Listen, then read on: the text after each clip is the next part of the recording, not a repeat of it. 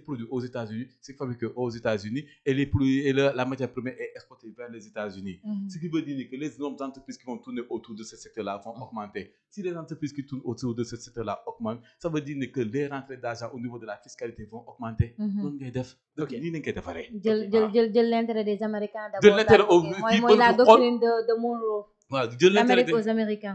de l'intérêt des Américains. Nekk def ko au-dessus de tout, mais l'intérêt économique des Américains permet d'avoir des rentrées d'argent conséquentes parce que en créant de nouveaux secteurs d'activité et en contrôlant des pans entiers de l'économie mondiale, tu permets à tes entreprises de prospérer. Ces entreprises pour prospérer, ça te permet d'avoir une meilleure fiscalité. Mais tu ne vas pas surtaxer des choses des gens dans ce pays-là ils étaient déjà à l'agonie nga bëgg ñëw encore yokk ci ay taxes nga naan da ngay taxer ay lonage ki les jeux de hasard, la cigarette. Il y a des choses la cigarette dañ ko war a surtaxer. La lonage dañ ko war a éliminer parce que nous on pense au rassemblement de la vérité on dit que les jeux de hasard baaxul dafa xaraam. waaw c'est addictif te xaraam bi c'est très facile à voir la moo tax yàlla di tere yenn yi dafa xam ne que lii mën na la gàllankoor mën na la indi ay problèmes et les jeux de hasard sont addictifs. Il y a des gens qui ont détruit toute leur vie ci ay fort ci ay cartes. man amoon naa benn exemple bi ma doon wax le gars il a misé sa maison këram le misé perte ko ci carte ñu ñëw génne ko.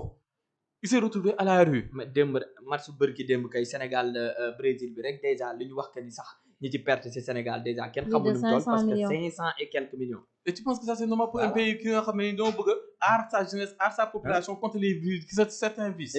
Mais il y a certaines choses yi nga xam ne soo ko diggee théoriser alors que durant les élections tu préconisais leur suppression nga ñëw changer complètement c'est que soit tu manques de vision soit da nga dem ba ci biir li nga doon digaate fàttali kon def. ah oui alors ñu terminer ak benn point parce que as mu ngi may sonal fii nee na heure bi alors dañoo gis tey jii lu jëm ci dossier Azer bi nga xam ne si ni tamit coow li bëri na ci.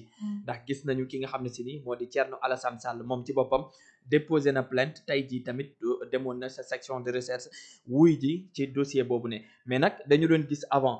moom Jean-Michel Sène si boppam moom la muy demandé moo di débat public moom ak ki nga xam ne si ni moom moo di Thierno Alassane Sall Thierno nag moom dafa bëgg ñu leeral mbir mi te lépp itam mu ngi tourné si 37 milliards de francs CFA yoo xam ne si ni moom la ñuy wax que ni lañ ko waroon a defee ci wàllum courant bi et tout jaarul yoon. alors lan nga jàngat ci coow loolu nga xam ne si ni mooy mbirum Azer bi boobaak léegi yaa defuma kii def na kii deful kii def na kii deful. jàngatu ko si dara laa si jàngatul na yoon def liggéeyam parce que tamit yow lii Azer bi depuis kañ lañ ci wax. Azer chaque mois. ñëw une fois. wallaay.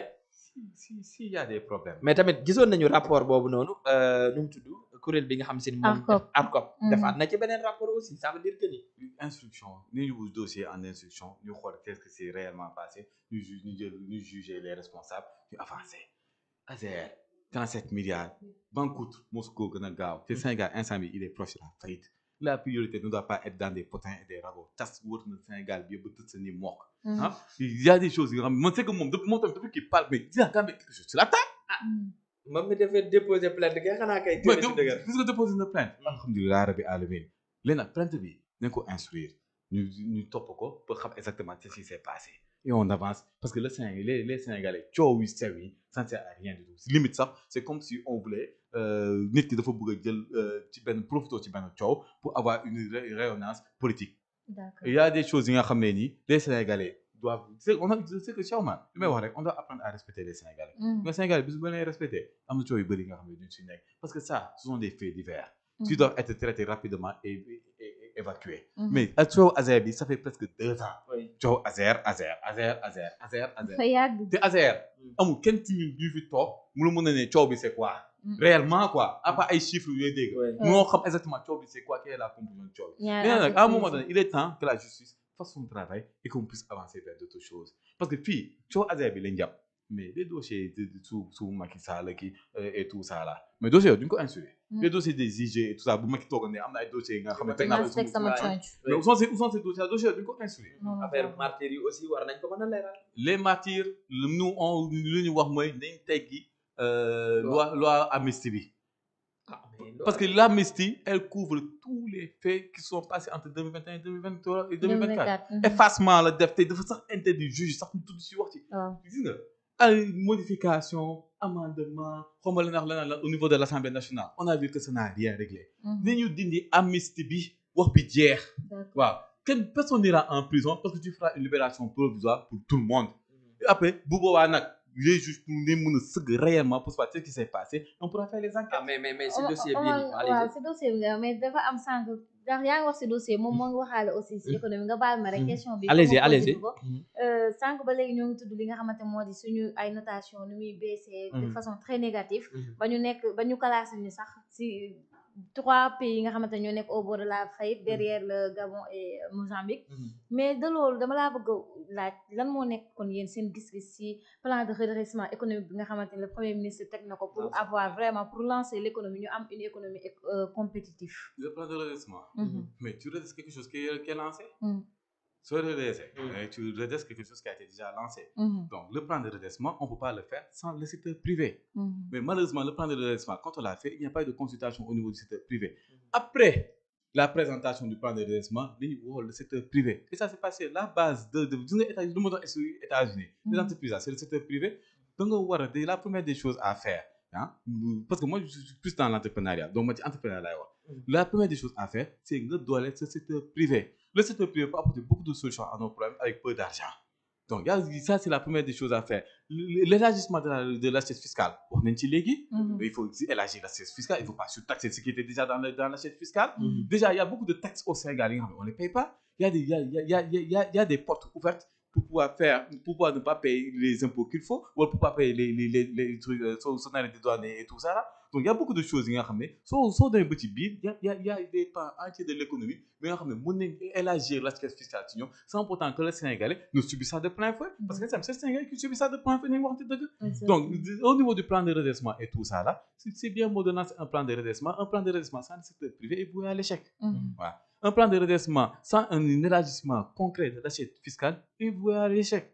Un plan de redressement sans une politique entrepreneuriale, hein, pour pouvoir avoir des champions est voué à l'échec. Un plan de redressement sans mettre la main sur des secteurs de souveraineté, c'est mines, c'est énergie, c'est des données. Parce qu'il y a une guerre extraordinaire au niveau des données est voué à l'échec. Est-ce que le plan de redressement prend tout ça en compte de manière sérieuse? Donc, il y a beaucoup de choses. Nous, on s'est battu pour que les choses changent. On ne s'est pas battu pour qu'il y ait une continuité du système de Macky Sall. C'est continuité du système de Macky Sall, moi, sous le bouquet. Dem lebi pour faire ay bor. Sous le bor bi ki nga dem jëm xol nak ngeen négocier pour ñu yoxal say bor. Parfois sax dina nga xamné dans certains pays, ils manipulent leurs comptes. On a vu le cas de la Grèce, manipulation des comptes moo fa amoon. te loolu tamit on peut dire que c'est une tête cachée. parce que loolu moo tax c'est tout à fait normal que les bay croisent le bras parce que dañuy bay ñàkk seen xaalis. Par ailleurs, il y a des discours que le premier ministre a fait tamit nañu wax dëgg mais ça nous a créé d'énormes problèmes. discours yi mu def comme Bassirou journaliste. Mame Diarra laay wax léegi waxatuma yow. Il y a des discours yi nga xam ne comme par exemple au Forum Invest in Sénégal. Quand il y a des investisseurs qui viennent. Et tu le dis que nous, notre objectif, on va sortir du franc CFA, mais nous, nous devons faire ça. Tu vas mettre ton argent dans un pays, ils vont sortir de la monnaie dans laquelle ils sont. Instabilité monétaire, comment qu'elle est stable, c'est monnaie qu'elle est stable pour normal. Il y a beaucoup de choses. Il y a des discours qui ont plombé notre situation, mais il y a aussi un héritage, parce que ce n'est pas là tout ou une partie ou une grande partie. N'est pas la faute du président Bassirou Diomaye Diakhar Faye, mais c'est un héritage laissé par Macky Sall. Macky Sall mooy bàyyi ci problème yi yëpp. Ça c'est un héritage de Macky Sall, mais il y a des solutions yi nga xam ne waroon nañu ko teg dès le départ, des stratégies à mettre en place et malheureusement on les a pas faites. Depuis le début ci suñu parti bi ñoo ngi avertir di wax di yuuxu man dama wax ba sama compte vocal yi commencé feeñ. Cheikh Omar moom dama xool yow def émission te pourtant li ñu doon wax yëpp Cheikh Omar il y a un an. mais ñoo ngi koy gis. La DER c'est un fiasco. La DER devait être un des mécanismes pour